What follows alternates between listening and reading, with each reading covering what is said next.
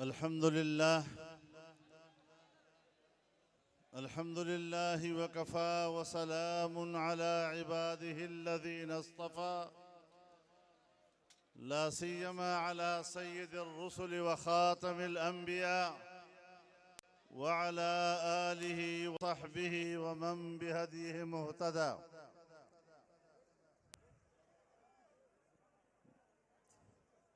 मेहमानान गिरामी, सरमीन डेरा के सपूतों, मेरे बुजुर्गों, दोस्तों और भाइयों, सिपैक मंसूबे के पस मंज़र पर जनाब अकरम खान दुरानी साहब ने और जनाब तलहा महमूद साहब ने आपको आगाह किया। मुझे ताज्जुब इस बात पर है कि जिस सिपैक मंसूबे को मौजूदा हुकूमत ने रोक दिया है, अपने रोके हुए मंसूबे पर अपने दफ्तर के अंदर इफ्ताह करने का क्या हक रखा है? मेरे मोहतरम दोस्तों, ये आपकी चीज है, ये अवाम की चीज है और आज अवाम ने खुद उसका इफ्तिताह किया है। इसका क्रेडिट आप हजरात को जाता है।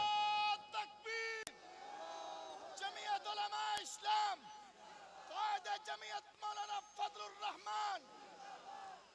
मेरे मोहतरम दोस्तों, इसमें कोई शक नहीं कि मियां नवाज शरीफ साहब का भरपूर ताउन इस मंसूबे के बारे में शामिल रहा है और हम उनके शुक्रगुजार हैं। इंशाअल्लाहुल अज़ीज़, मैं ये भी आपको बताना चाहता हूँ कि जो मंसूबा आज रुका हुआ है और आगे अभी तक उस पर काम नहीं हो रहा, इंशाअल्लाह वक्त आएगा, थोड़ा वक्त बाकी है, जब हमारी हुकूमत होगी और हम इस पर असर नौ काम शुरू करेंगे।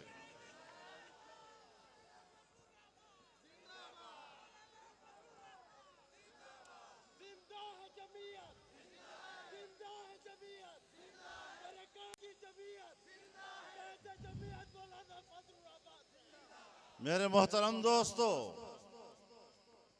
जब हम छोटे थे तो हम सुना करते थे, यहाँ के अवाम बातें करते थे कि पता नहीं पाकिस्तान की हुकूमत को ये इल्म भी है या नहीं कि ये इलाका पाकिस्तान का हिस्सा है या नहीं है।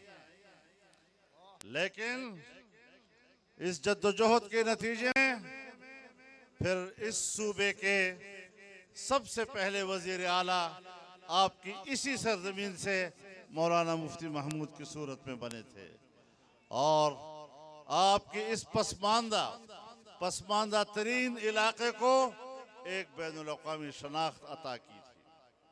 मेरे मोहतरम दोस्तों, मुझे याद है यहाँ पर मुतालबे हुआ करते थे, गुमल यूनिवर्सिटी से लेकर आज गुमलजाम तक और CRBC नहर तक, आज यहाँ सिपैक तक, जितने भी बड़े बड़े मेगा प्रोजेक्ट्स हैं, तालीमी इदारे हैं, हॉस्पिटल्स हैं, अल्हम्दुलिल्लाह मैं अल्लाह का शुक्रगुजार हूँ कि इस बड़े मंसूबों की तौफीक अल्लाह ने हमें अता की है। जमीयत उलमा इस्लाम, कायदे जमीयत मौलाना फजलुर रहमान। जिंदा है जमीयत, जिंदा है जमीयत। हमने पसमानदा इलाकों को तरक्की देना अपने मंशूर का हिस्सा बनाया हुआ है। ये नहीं कि इलेक्शन आए तो हम नालियां पक्की करने और गलियों में रोड़े बिछाने और कोई खंबा देने के बुनियाद पर आपसे वोट लें। हम इसको वोट खरीदना समझते हैं और वोट खरीदना ये किसी कौम के लिए बहुत बड़ा ऐब है। हम कौम को ऊंचा देखना चाहते हैं, हम गरीब को इज्जत वाला देखना चाहते हैं। मुश्किल ये है कि मैं एक ऐसे घराने का में पैदा हुआ हूं कि गली कूचों के लुच्चे लफंगों की जबान मुझे आती नहीं है। मैं कैसे उनको जवाब दूं?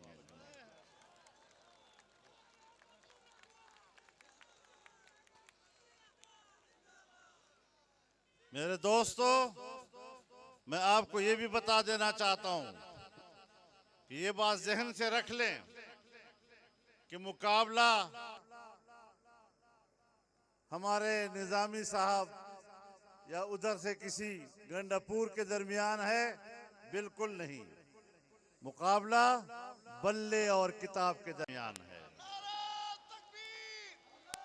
वोट लेगी बेहिसाब, इंशाअल्लाह ये किताब वोट लेगी बेहिसाब। किताब आई, किताब छाई, किताब आई, किताब आई, किताब आई। नारा तकबीर! मेरे इस वसेब के गरीबों, सुन लो मेरी बात, मेरे पैगाम सुन लो, मेरी बात सुन लें। यहां पर आपने 3 साल तक बल्ले की हुकूमत देखी। आज गरीब आदमी बाजार में आटा लेने के काबिल नहीं है। आज गरीब आदमी अगर बीमार है तो वो दवाई खरीदने के काबिल नहीं है। आज महंगाई ने मुल्क का वो हशर कर दिया है कि आपका वो रुपया जो डॉलर के मुकाबले में 105 रुपए पे खड़ा था, आज 170 और 180 को छू रहा है। मईशत का बेड़ा गर्क कर दिया है। हमारे वक्त में सालाना तरक्की का तखमीना 5.5% हुआ करता था। आज सालाना तरक्की का तखमीना 0 से भी नीचे आ गया है। मुल्क को डबो कर रख दिया है। मेरे मोहतरम दोस्तों, अब बताओ, अगर आपने बल्ले को वोट देना है, सुन लो फिर सुन लो, अगर आपने बल्ले को वोट देना है, अगर आपने तहरीक इंसाफ को और पीटीआई को वोट देना है, तो फिर आप इस मुल्क को डबोने और तबाह करने में उनके साथ शरीक हो जाएंगे। ऐसा तो नहीं करना ना, इंशाल्लाह, बिल्कुल भी नहीं करना, हर कीमत पर नहीं करना कि पाकिस्तान को तुमने तबाह किया, पाकिस्तान की किश्ती डबोई, हम आज आपके साथ इसमें शरीक होने के लिए तैयार नहीं है।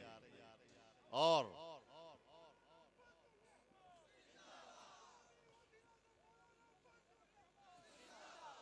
हमने जो बात एक दिन कही और सोच समझ कर कही और डट कर कही, आज भी हम उस पर कायम हैं और हमारे मौक़िफ़ में कोई झोल नहीं आया। पूरे इस्तिकामत के साथ इन नाअहलों और नालायकों का मुकाबला कर रहे हैं। तकबीर! कायद तेरी जुर्रत को, कायद तेरी जुर्रत को, कायद तेरी बसीरत को, कायद तेरे तदब्बर को। नारा तकबीर!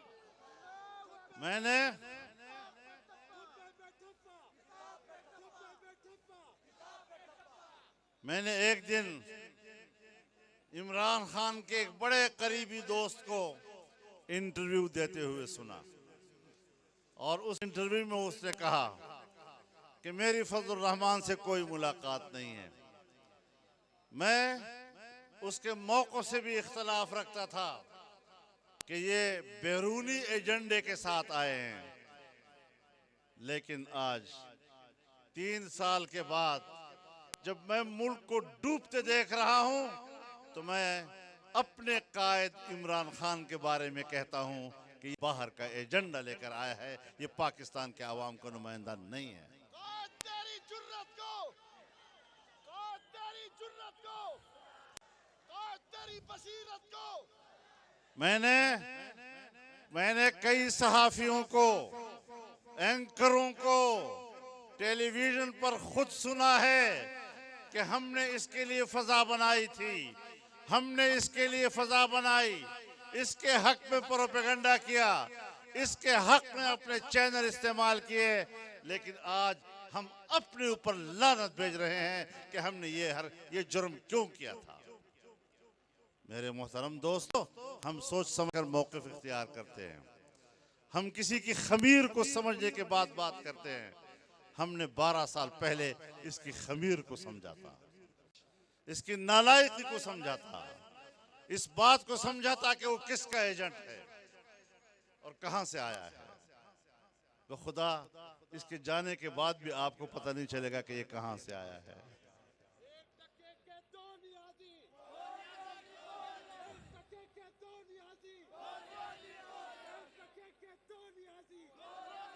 भाई बात सुनो, न्याजी यहाँ की हमारी अपनी कौम है और ये अपनी कौम न्याजी के लिए आर बना हुआ है। मैं तो न्याजियों को बड़ा अपनी कौम समझता हूँ, लेकिन इस कमबख्त ने अपनी कौम के लिए आर बना गया, फुल कौम तो पे गौर जोड़ दा।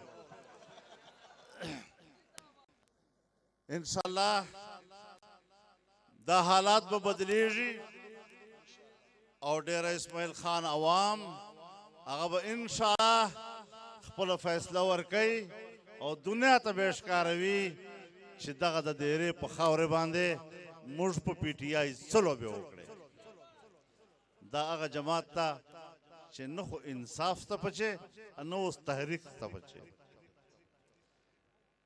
शोल तहरीक नहीं पचे अगर मतलब है जो गोजन वाला है दा गोजन वाला है जमात ता दगना दे खैर तवक्को सातल टोल न गठ हमाकत ता और दगा से ज़ुबान खलक बेखुया खलक बेशर्म खलक चिने मख्ता शास्ता मुझ पर लमने मांदे तोर गोर दई और खपले न मुख्तल मनस्ता ने शातल मनस्ता और खबर मुझसे रखी।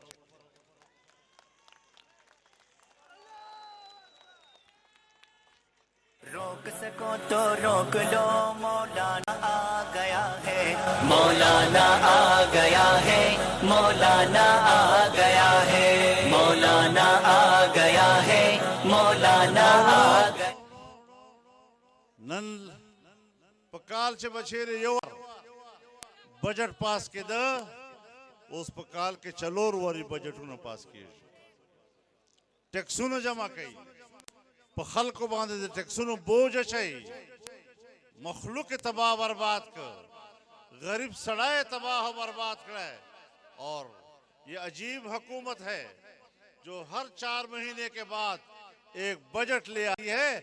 और अभी मैं आपको बता दूं कि पाकिस्तान के स्टेट बैंक को भी इन्होंने IMF के हवाले कर दिया है। और अब अगर हुकूमत ने स्टेट बैंक से कर्जा हासिल करना चाहा तो स्टेट बैंक इसके बाद उनको कर्जा नहीं देगा। और नहीं देगा वाली बात तो बात की है। मैं आपको बताना चाहता हूं कि 2019 के जुलाई से लेकर अब तक पाकिस्तान के स्टेट बैंक ने इस हुकूमत को 1 रुपए का कर्ज भी नहीं दिया। और मैं आपको बताना चाहता हूं कि हमारे बैंकों में जो ज़र मुबादला के ज़खायर हैं, रिजर्व है, एक एक पैसा कर्जे का है। कर्जे के अलावा हमारे ज़र मुबादला में 1 पैसा भी नहीं है। क्या मुल्क बना दिया, कहां हमें पहुंचा रहे हैं ये लोग। इंशाअल्लाह अज़ीज इनको भगाएंगे।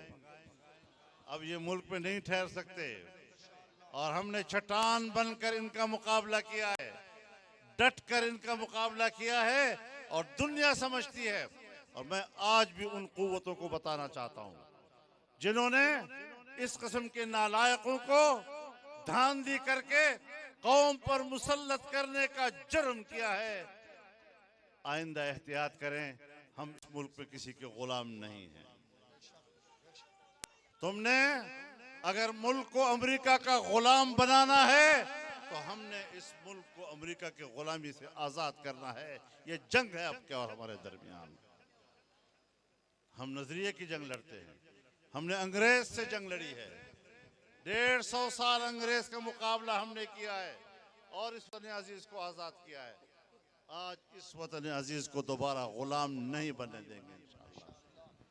तो मेरे मोहतरम दोस्तों, हमें इन हालात में भरपूर तौर पर एक कौम बनना चाहिए। और यहाँ पर जो सूरत हाल है, इस सूरत हाल में भी आपको पता है इन्होंने क्या चाल चली है। इन्होंने एक चाल चली कि अपने सूबे के बल्दियाती इलेक्शन को दो हिस्सों में तकसीम कर दिया। एक पहला मरहला, एक दूसरा मरहला। इनका ख्याल ये था कि पहले मरहले में हम कामयाब हो जाएंगे और कामयाब होने के बाद उसका असर दूसरे मरहले पे पड़ेगा और फिर दूसरे मरहले में भी हम कामयाब हो जाएंगे। लेकिन हमने पहले मरहले में इनको शिकस्त दे दी है। और आज जमीयत उलमा इस्लाम सूबे की सबसे बड़ी जमात है और अगले मरहले में भी इंशाअल्लाह इन कुव्वतों को हम शिकस्त देंगे। अब तुम्हें अवाम पहचान चुकी है। अब तुम जो लिबास भी पहनो, आजकल पता है आपको, आज कश्मीर की यकजहती का दिन भी है ना। तो आज वो गया हुआ है चीन, आज चीन गया हुआ है। और पता है चीन गया है तो आपके साथ वहां मुलाकातें होनी चाहिए। लेकिन चीन में होते हुए भी चीन की क़ियादत ने वीडियो लिंक पर उससे बात की है, बराह रास्त मुलाकात नहीं किया उसके साथ।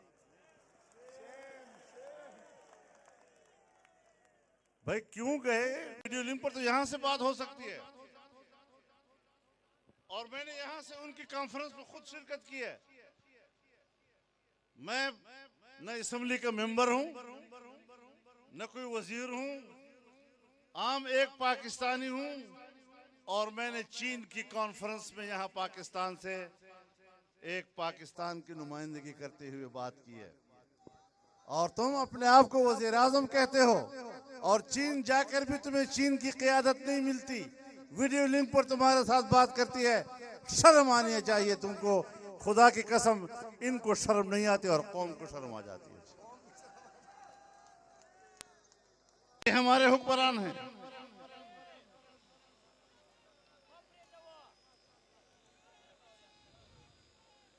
भीख मांग मांग कर कौम को बेइज्जत कर दिया है। तो ये अपनी कौम के दुश्मन हैं, ये अपने मुल्क के दुश्मन हैं और किस तरह मुल्क पे मुसल्लत हो जाते हैं। लिहाजा हमने इस वतन को, इस सरजमीन को इज्जत देनी है, अपने इलाके को भी इज्जत देनी है, अपने वसेब को इज्जत देनी है। और तुम कहो कि तुम्हारे बल्ले ने 3 साल जो हमारे साथ किया है बस सही हूं, मजीद नहीं थी सकता हूं। हुण साड़ी बस से, हुण दी जान छोड़।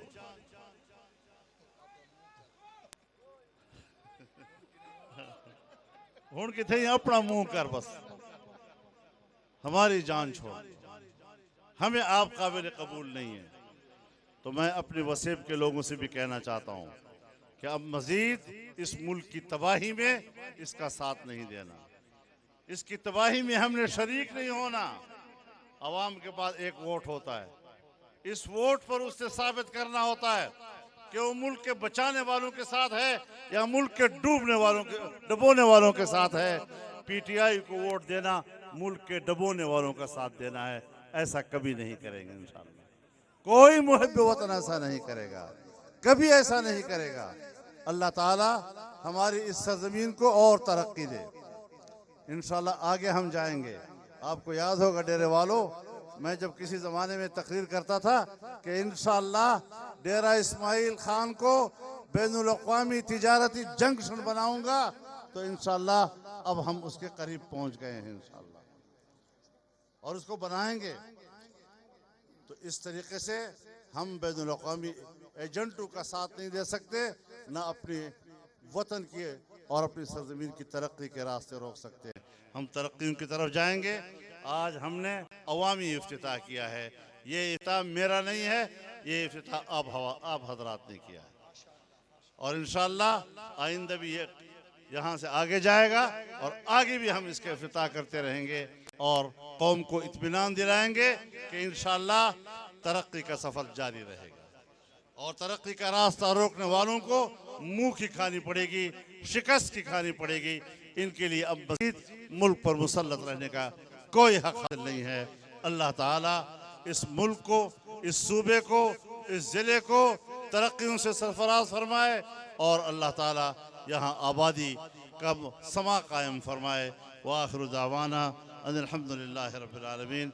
एक दफ़ा फिर आप तमाम जनूबी अज़ला से आए हुए और पंजाब से आए हुए जो मेहमान हैं, मैं एक बार फिर उन तमाम हज़रात का शुक्रिया अदा करता हूँ जिन्होंने सीपैक के इस हिस्से की इफ्तिताह में हमारे साथ दिया और हमारे साथ सफ़र में शरीक रहे और यहाँ इस इज्तिमा में हमारे साथ शरीक रहे।